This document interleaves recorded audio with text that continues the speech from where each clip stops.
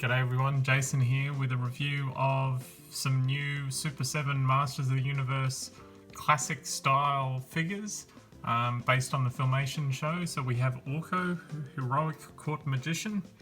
We have Prince Adam, Heroic Secret Identity of Heman. We have Trapjaw, Evil and Armed for Combat. And we have Merlin, Ocean Warlord. So each of these comes on the classic style packet in the Filmation sort of colours, has the artwork at the top there. The magical antics of Orko cause many problems for Man-at-Arms. It has the cross-cell on the back.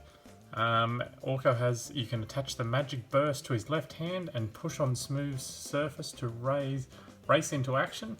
So similar to the old school one, he must have some sort of wheels or something on the bottom to sort of mimic the effect when you used to pull the ripcord through him.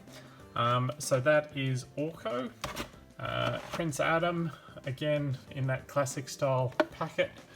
The artwork on the back, Prince Adam plays the role of a lazy heir to the throne of Eternia in order to keep his identity of He-Man a secret. So Teela doesn't look too happy that he and Cringer are off fishing. And then he's twist his waist, then he swings back with a punch. And again, the cross-sell for the other figures in the series. Then we have a couple of bad guys. So we have Trapjaw. And so again, Trapjaw uses his vicious jaw and numerous arm attachments to attack the heroes of Eternia. So it looks like he's bitten off Teela's sword and he's having a shot at He-Man there. And he has a laser gun hook and pincher plug into right arm, and you can make his iron jaw move. So there are his play features and the cross cell. And then finally we have Merlin. And so Merlin is the with the Crimson Pearl at his command, seeks to overthrow his enemies. And there he is with his corn cob sword. And he has the twist the waist and he swings back with a punch on the back and the cross cell. So let's open these up and have a look at the figures out of the packet. Okay, so first up we have Orko. So Orko comes with this little backer card, sort of to mimic the old school mini comics.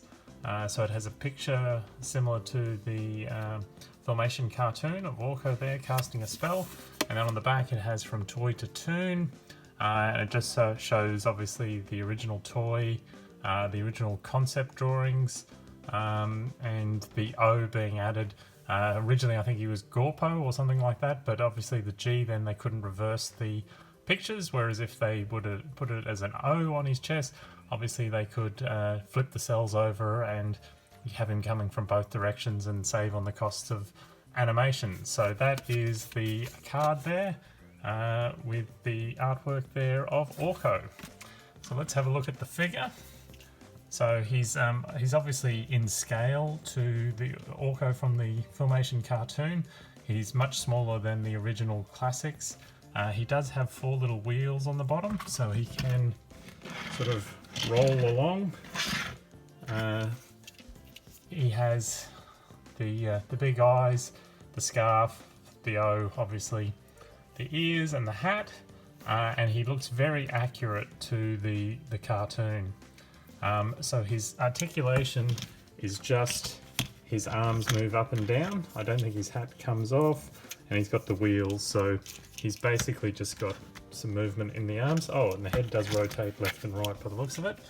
So very basic points of articulation, but that's the whole idea. It's similar to the classic line. So that is Orko, and he also comes with some accessories. So he comes with a magic spell that we can attach to his hand.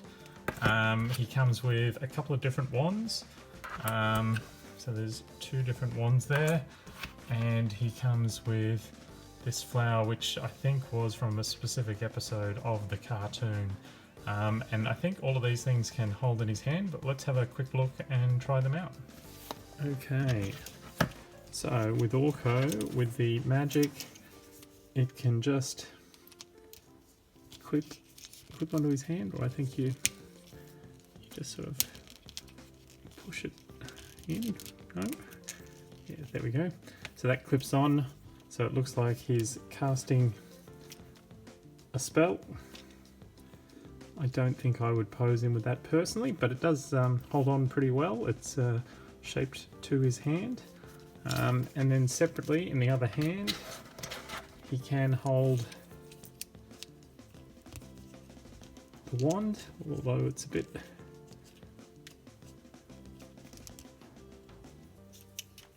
tricky. It doesn't quite go in, but you can sort of just get it in there if you sort of squeeze it between the thumb.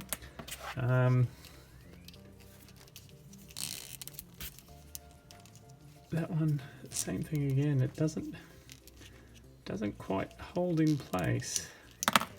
There's not much. Well, this part of his fingers are quite loose, but the staff itself seems too big for the hand, so it doesn't really hold it. And then the flower, you might be able to, because it's got this extra bit at the top. No, not really.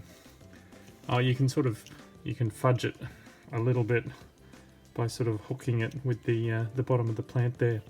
But yeah, not the best at holding his accessories. This seems to stay on pretty well, but I don't think I would display him with that. So that is Orko. So next up we have Prince Adam. So once again, he comes with the backer card. So in the pose just about to turn into Heman.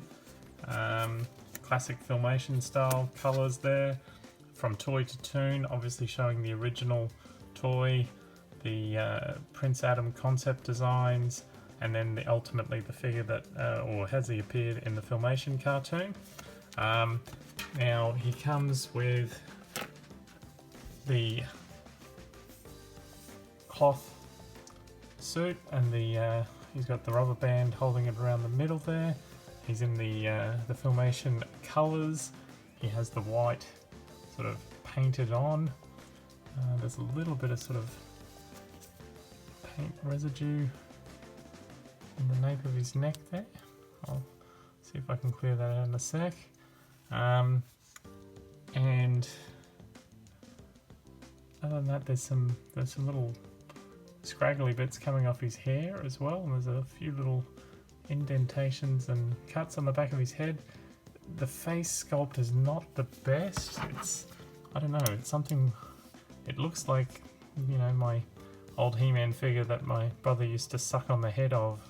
It just looks a little bit wrong. It's a bit shiny, but other than that, that is Prince Adam. And so he has all the standard articulation, and I'll go through that in a second. But firstly, he also comes with the power sword in purple. Again, there's a little bit of sort of extra plastic on the side of that, if you can see it there. I'll have to just carefully take that off. But basically, this is probably not accurate to the cartoon, because I'm pretty sure in the cartoon his sword was grey as Prince Adam, and the purple was really from the original action figure. But anyway, let's have a look at how he moves. Okay, so obviously he has the classic articulation, so his head turns left and right. There is a little, yeah, it's a bit of paint chip down in the nape of his neck there. So his arms go all the way around. Same again on that side. The jacket does move a little bit. You might need to pull it down underneath the rubber band. But he's got that articulation, and then he has like the ball joints in here, so there is a bit more sort of leg movement, but obviously it doesn't have the rubber bands. His left side is very tight. There's hardly any movement at all there, and he does have the waist articulation, although it is hindered somewhat by his vest. But that is Prince Adam, and let's just see if he holds the sword. Again, it does hold in there, so he does hold it without the use of the handle, which is good. But there is a little bit of muck on his hand as well, so there's just a little bit of untidiness to the to the figure and to the weapons on this one. I'll have to just pull those little bits of excess plastic off. As I said, the rest of the figure looks really good, but I do think that head sculpt just looks a little off. And there's some, you know, some paint flecks on the top there of his hair. But that is Prince Adam. Here we have Trapjaw. Again, he comes with accessories and the card. So it has a picture there from the Filmation cartoon. And again on the back shows the history from the toy, original concept, and then the actual cartoon concept. Mainly color changes, I think, on that, which is again different to the mini comic version as well. But that's the artwork. And here is Trapjaw.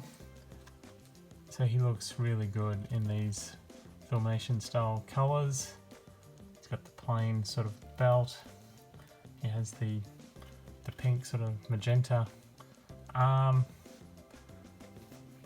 Overall, like, the paint on this one looks really good. Doesn't appear to be any issues. There's no sort of excessive plastic or anything like that.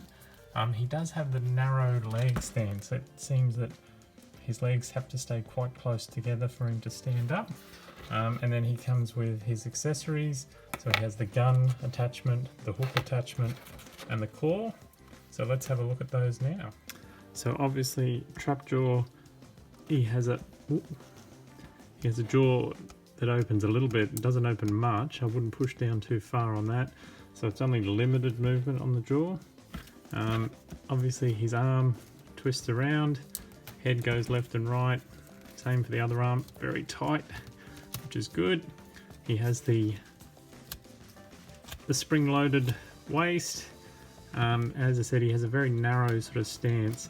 You can obviously move his legs around, but his feet, the way that they're molded, it's just tricky to get it in the right position. He's not quite balanced there, so he's got to take a very narrow stance. And then weapon-wise, he can just plug in his gun. He can plug in the hook, and he can plug in the claw.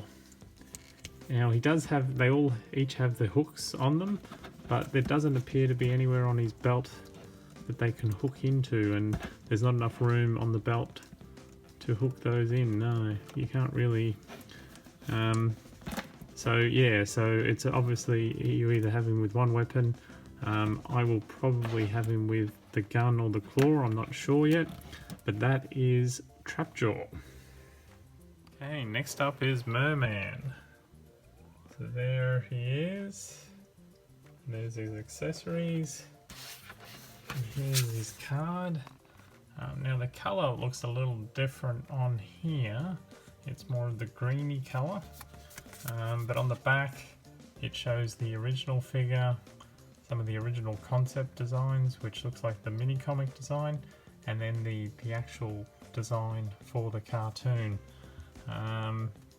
So basically the sword, the corn cob style sword, obviously wasn't seen in the cartoon, but they have provided it to this figure even though he's in Filmation style. So let's have a look at Merlin. So as I said, he is very blue. He's got that amazing face, the teeth, the eyes, the orange croissants around the outside of the eyes, the fins on the back of the head. He's got the yellow jacket, obviously a much more simplified version for the Filmation cartoon, and he has the webbed boots. So that is Merman, and those are his accessories. So let's have a quick look at his articulation. So just like all the other figures, he has the head that turns left and right, arms that go up, standard sort of Master of the Universe figure. He swings. It's not impinged at all by his armor because it sort of sits out a little bit from the chest there, so it can swing around with that action. He has a much wider sort of stance to have his feet flat and standing upright. And he comes with his toy sword, so he holds that quite well in that hand. And he also comes with the spear, so you'd probably, if you wanted him to carry both, he might have to hold his sword in this hand, although it's a very tight fit, and then he can hold the spear as well.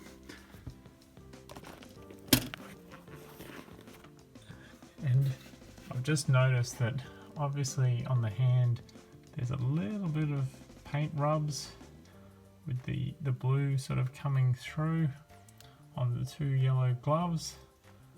The paint seems quite thick everywhere else, but otherwise the face and the eyes and everything looks really good. And yeah, it's just that right hand glove of his that has a few little scuff marks on it. So that is Merman.